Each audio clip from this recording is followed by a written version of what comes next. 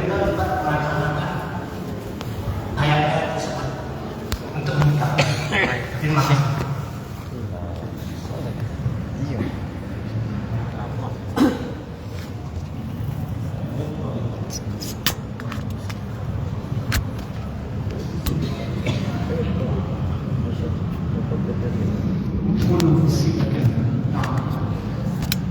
السلم في لغة القرآن أعم من السلام في الحرب. السلم في لغة القرآن يعني بدءا من السلام النفسي الداخلي وانتهاء بالسلام مع سائر الأكوان، فلا يعتدي على حيوان فضلا عن إنسان، ولا يعتدي حتى على الجماد. النبي صلى الله عليه وسلم كان سلما لكل شيء، حتى إنه قال: أحد جبل أحبنا ونحبه. Beliau menitik beratkan pada kata silm. Kata silm ini lebih umum, kata beliau. Kata silm itu artinya keselamatan yang datang dari dalam. Jadi dari hatinya selamat, ucapannya selamat, perbuatannya selamat. Kemudian sampai kata beliau, makna silm ini ketika engkau tidak menyakiti hewan pun itu bagian dari silm. Artinya selamat untuk dirinya dan memberikan jaminan keselamatan untuk orang lain. Dan sampai-sampai ketika terjadi Jabal Uhud, Gunung Uhud pernah kemudian bergoncang, beliau menyatakan, wahai Gunung Uhud, diamlah engkau. بعض النفوس فيها حروب داخلية، صراعات. هذه النفوس لا تستطيع أن تصنع سلاما مع الكون من حولها. Ada sebagian jiwa yang dalam dirinya terus terjadi perkecamuk perang dalam dirinya. Orang-orang seperti ini tidak bisa memberikan manfaat keselamatan kepada orang lain karena dalam dirinya pun dia sudah ada peperangan dalam dirinya, perang batin dalam dirinya.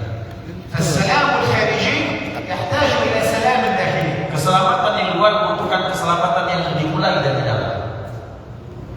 نعم، هذا معنى وسؤال مهم جدا. كيف نحقق قول الله تعالى: ادخلوا في السلم كافة، يعني كونوا من أصحاب السلام الداخلي حتى تستطيعوا أن تعيشوا في سلام مع الأكوان، فلا تؤذي أي شيء، حتى الجماد، حتى الحجارة، حتى الحيوان لا تؤذي. Dan beliau menyatakan ini pertanyaan yang sangat bagus dan sangat penting. Artinya kata beliau, makna as-silm di sini artinya sebelum engkau memperbaiki di luar, maka perbaiki yang di dalam dulu. Ketika kemudian sampai pada akhirnya, bahkan jangankan untuk benda hidup, bahkan untuk benda yang padat, yang tak bernyawa pun engkau akan berikan keselamatan kepadanya. Soal? Tanya lagi. Bisa dipahami. Bagus. Ada lagi Bapak Ibu yang mau bertanya? Mungkin 2 pertanyaan lagi kita cukup. Bismillah, assalamualaikum warahmatullahi wabarakatuh.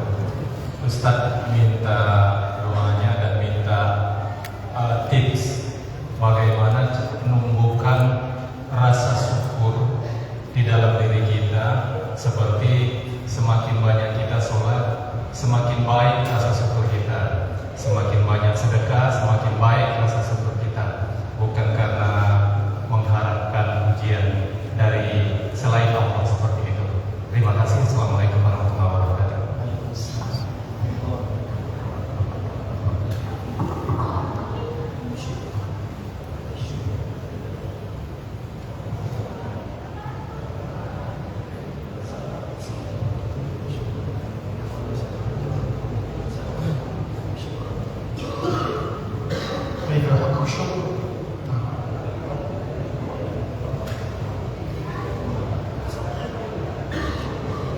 أسأل الله سبحانه وتعالى أن يتجلى عليك وعلى جميع الحاضرين وعلينا في هذه الليلة وأن يجعلنا من عباد الصالحين. Allah subhanahu beliau berdoa mendoakan anda dan kita semua, mudah-mudahan Allah subhanahu wa taala menjadikan kita orang-orang yang baik, orang-orang yang saleh.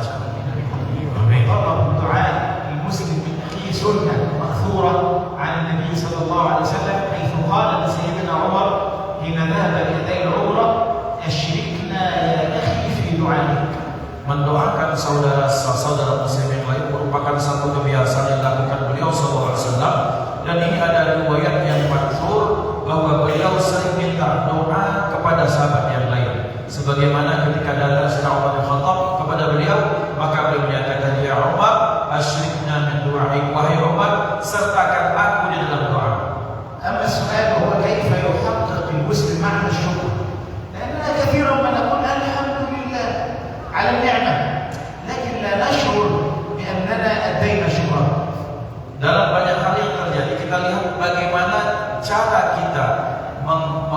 kemudian mengimplementasikan rasa syukur tersebut. Kita lihat banyak di antara manusia mengucapkan alhamdulillah sudah dapat nikmat, tapi tidak ada feeling atau perasaan sama sekali. اعلم أولا أن قولك الحمد لله نعمة تحتاج إلى الحمد لله. Masya Allah. Beliau menyatakan yang pertama, yang patut kau sadari dan yang patut kau ketahui adalah ketika engkau mengucapkan alhamdulillah adalah satu nikmat yang nikmat tersebut butuh alhamdulillah. لأن بعض الناس محروم من نعمة الشكر.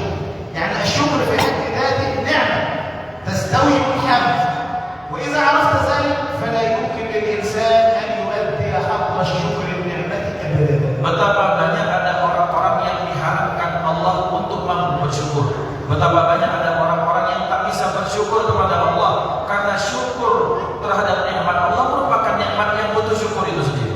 لأنه كلما قال الحمد لله احتاج أن يقول الحمد لله. Dan setiap kita mengucapkan alhamdulillah atas nikmat Allah, maka itu pun butuh syukur dan butuh ucapan alhamdulillah.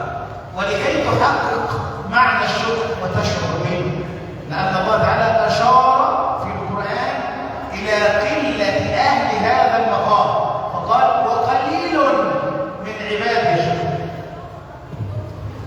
نعم؟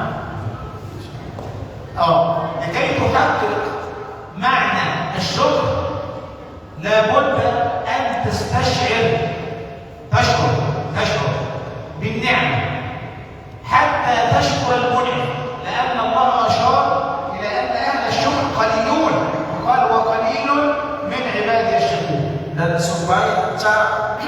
Dan cara supaya ketika bagaimana kita merealisasikan rasa syukur tersebut, maka hadirkan dalam diri bahwa sesungguhnya orang yang bersyukur adalah orang istimewa. Orang yang istimewa karena jumlah mereka sangat sedikit, dan Allah isyaratkan dalam Al-Quran wa qalilun min ibadiyas syukur, dan betapa banyak orang termasuk kelompok yang kecil itu adalah orang yang mampu mensyukuri nikmat Allah. Artinya mereka adalah orang-orang istimewa di hadapan Allah Subhanahu wa taala. Qalilun min ibadiyas syukur istithna. Amma al-qa'idah al-'ammah innal insana zalumun kaffar. Ayat ini yang menyatakan sedikit sekali orang yang pandai bersyukur merupakan pengecualian dari sekiannya banyak. Ketika dijelaskan Allah sesungguhnya manusia secara umum la zalumun kafar, mereka banyak menzalimi dirinya dan mereka banyak sekali kufur terhadap nikmat Allah Subhanahu wa taala. Fima yuwa fi al-athar anna sayyidina Daud alaihi salam qala ya Rabb kayfa nashkuruk fa awha Allah ilayhi. سيدنا داود قال يا رب كيف أشكرك وشكري لك نعمة أخرى تحتاج إلى شكر. قال يا داود إذا عرفت ذلك فقد شكرتني. Nabi Daud alaihissalam pernah bermunajat memohon kepada Allah Subhanahu wa taala, wahai Tuhanku, ajarilah aku untuk bisa bersyukur atas nikmat-nikmat-Mu. Maka kemudian Nabi Daud diilhamkan, diwahyukan oleh Allah Subhanahu wa taala bahwa mensyukuri satu nikmat merupakan satu nikmat yang patut disyukuri. Maka ketika itu Allah Subhanahu wa taala menyatakan, wahai Daud, jika engkau sudah sampai pada hakikat ini, maka engkau adalah termasuk golongan orang-orang yang pandai mensyukuri nikmat-Ku. الشكر ثلاثة أنواع لكي تكون شاكرا لابد لك أن تشكر الله بثلاثة أشياء. شكر اللسان وهذا سهل الحمد لله. شكر الجوارح، شكر القلب. Syukur itu ada 3 macam. Kata beliau, sebagaimana supaya kita mensyukuri nikmat Allah, syukur itu ada 3 macam. Yang pertama, syukur dengan ucapan, ini sangat gampang. Yang kedua, dia menyatakan syukur dengan anggota badan kita. Dan yang ketiga, syukur yang muncul daripada hati. شكر اللسان معروف أن أقول عند رؤية النعمة الحمد لله. Syukur dengan ucapan itu sangat biasa dan kita sudah kenal. Setiap kita mendapatkan nikmat, kita ucapkan alhamdulillah. شكر الجوارح أن تستعملها في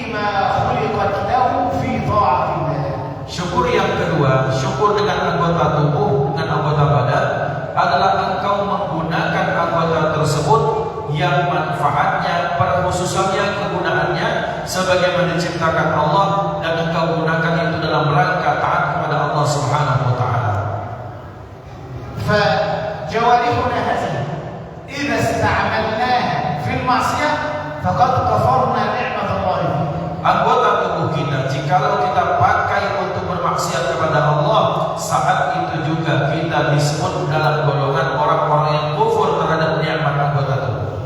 وأما شكر القلب فأن تعلم يقينا أن الذي أنعم عليك تفضلا منه وليس واجبا عليه هو الله سبحانه وتعالى. Dan syukur yang ketiga, syukur dengan hati, adalah syukur di mana seorang hamba menghadirkan, meyakinkan dalam dirinya ketika Allah Subhanahu wa taala memberikan nikmat kebaikan pada orang tersebut, ini bentuk kasih sayang Allah, bukan kewajiban Allah untuk dirinya. Artinya Allah yang berkasih sayang dan bukan tugas Allah sebenarnya. Allah tak wajib, tapi karena kasih sayang Allah, kebaikan Allah, maka Allah memberikan nikmat untuk orang tersebut, dan keyakinan itu dalam hati, itulah disebut sebagai syukur dengan hati.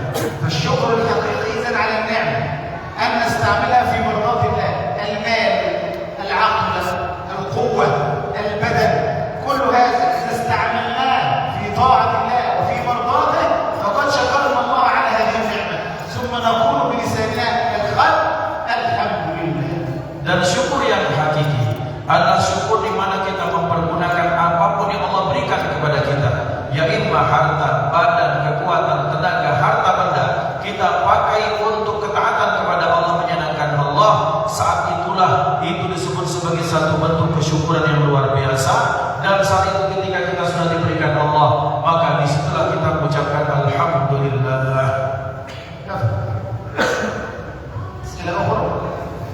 Ada lagi dari ibu-ibu?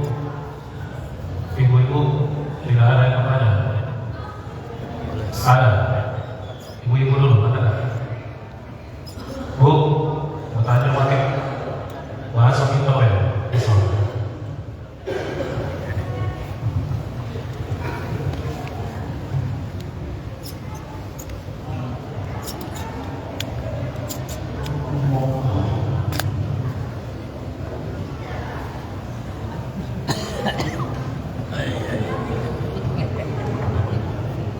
Baik, terima kasih atas kesempatan yang diberikan. Assalamualaikum warahmatullahi wabarakatuh. Waalaikumsalam warahmatullahi wabarakatuh. Pada Syekh kami mohon doa untuk kebaikan para ibu-guru dan juga anak-anak kami. Semoga dimuliakan Allah di akhirat mereka. Yang ini saya pertanyakan, amalan apa yang paling afdol bagi seorang muslim, terutama bagi seorang muslimah? Itu saja yang ingin saya tanyakan. Assalamualaikum warahmatullahi wabarakatuh.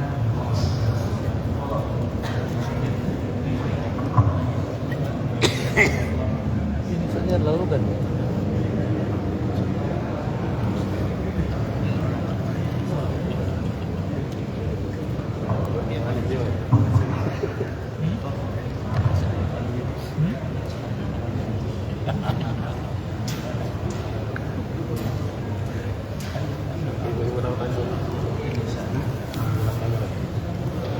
سؤال مهم للامرأة الفاضلة، والمرأة إذا سألت عن أمر دينها ففيها خير عظيم.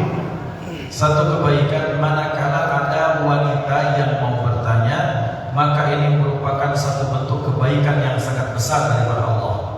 وأكثر ما يهم المرأة المسلمة أن ترى أولادها في خير حال. Dan satu hal yang paling penting bagi seorang wanita muslimah, manakala ia melihat anak-anaknya dalam kondisi yang baik. لكني لاحظت في الأمهات الصالحات أنهن يطلبن لأولادهن أن يكونوا صالحين. Dan aku perhatikan bahwa setiap atau banyak sekali wanita yang salehah ingin sekali anaknya menjadi anak-anak yang saleh dan salehah. لكن بعض أهل الدنيا يسأل أن يرى ابنه في أعلى المناصب الدنيوية. Akan tetapi sebaliknya ada orang-orang yang mencintai dunia, doa dan harapannya bagaimana anaknya mencapai satu jabatan tertinggi dalam aspek dunia. وفي الحديث إن الله يعطي الدنيا من يحب ومن لا يحب ولا يعطي الدين إلا من يحب. Dalam satu riwayat Allah Rasulullah SAW bersabda, sesungguhnya Allah Subhanahu wa taala memberikan dunia kepada yang cinta pada dunia maupun yang tak cinta pada dunia. Akan tetapi Allah Subhanahu wa taala hanya memberikan kebaikan agama hanya kepada orang-orang yang Dia pilih. فأنا أدعو لأولادها ولأولادي ولأولادكم ولأولاد المسلمين أن يجعلهم الله تعالى من عباد الله الصالحين ومن السعداء في الدنيا والآخرة. Dan aku mendoakan untuk anak-anak beliau, anak saya dan anak kita semua untuk menjadi orang-orang yang saleh, menjadi anak-anak yang saleh dan salihah, kemudian mereka menjadi orang-orang yang berbahagia dunia dan akhirat. ثم سألت المرأة الفاضلة سؤالا مهما جدا: ما هي أحب الأعمال إلى المرأة المسلمة؟ وأفضل الأعمال بالنسبة للمرأة المسلمة. Dan beliau bertanya, ibu yang baik, yang wanita saleh ini bertanya satu pertanyaan yang sangat penting: apa amalan yang paling utama, yang paling dicintai bagi seorang muslimah? أفضل الأعمال للمرأة المسلمة ما اختاره لها الإسلام. الإسلام أرادها أن تكون زوجا صالحا وأما صالحا. Dan sebaik-baik perbuatan atau seafdal-afdal amalan bagi seorang wanita adalah apa yang telah dipilihkan Islam untuk kaum wanita, bagaimana menjadi istri yang salehah.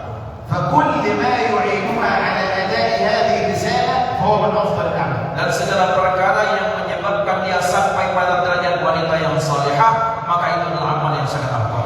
يعني عليها أن تربي أولادها على الفضيلة وعلى الخلق الحسن وعلى الخوف من الله وعلى مكارم الأخلاق. Tugas seorang wanita adalah untuk mendidik anaknya supaya akhlaknya baik, ibadahnya baik, dan punya rasa takut kepada Allah Subhanahu wa taala.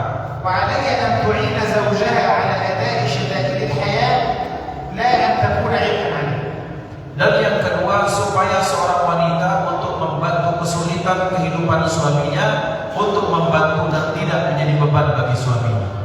ومع ذلك عليها ألا تنسى حظها من عبادة الله سبحانه وتعالى ولتعلم أن حق الزوج مقدم على حق الله، حتى إنها لا تصوم نافلة وزوجها الموجود غير مسافر إلا بإذن زوجها.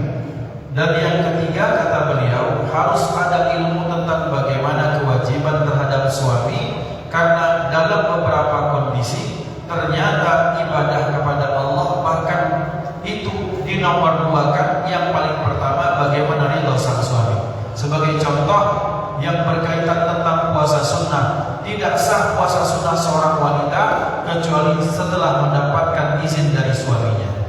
المرأة إذا صلحت صلح المجتمع كله. كما يقول الشاعر: الأم مدرسة إذا أعددتها أعددت شعبا طيب الأعراف. Seorang wanita atau sekumpulan wanita, jikalau mereka soleh atau baik, maka akan baiklah satu komunitas di tempat tersebut. Dan artinya kalau semakin besar, semakin banyak kaum wanita yang baik, semakin baiklah bangsa tersebut. Sebagaimana dikatakan dalam satu syair, wanita itu adalah madrasah atau rumah sekolah. Jikalau engkau menyiapkan rumah sekolah yang baik, maka engkau mempersiapkan satu generasi yang baik yang siap untuk menghadapi masa depan. كانت زينب زوجة سيدنا عبد الله بن مسعود تتصدق عليه وعلى أولاده من مالها. والمرأة الصالحة التي تعين زوجها على شدائد الحياة وربما تساعده بالعمل حتى يتمكن من الإنفاق على أولاده. Dan seorang wanita yang muslimah zaman dahulu yang bernama Zainab, dia membantu, banyak memberikan sedekah, membantu suaminya untuk mengangkat atau untuk mengusahakan kebaikan-kebaikan untuk anaknya sebagai wujud daripada baktinya kepada suaminya dan membantu suaminya mengangkat beban-beban hidupnya tersebut. ومن الأعمال الصالحة التي حببها الشرع إلى المرأة كثرة الصدقة، إذ وعظ النبي صلى الله عليه وسلم النساء وقال لهن: يا معشر النساء تصدقن ولو من حليكن فإني رأيتكن أكثر أهلي. Dan termasuk amalan yang sangat dianjurkan dalam Islam adalah Islam menganjurkan kaum wanita untuk banyak bersedekah. Sampai-sampai satu hadis dari Rasulullah SAW, beliau menyatakan, wahai ibu-ibu, wahai kaum wanita, banyak-banyaklah kalian bersedekah sampai dalam satu derajat ketiga, perlu kalian bersedekah dengan sedekah harta kalian atau perhiasan kalian. سؤال مهم هذا السؤال عايز السيدة. Saudaraku, bisa dipahami? Intinya menurut laki dan laki maksud saya. Kira-kira itu kenapa? Itulah amalan ibu-ibu yang terbaik. Kami batasi pertanyaan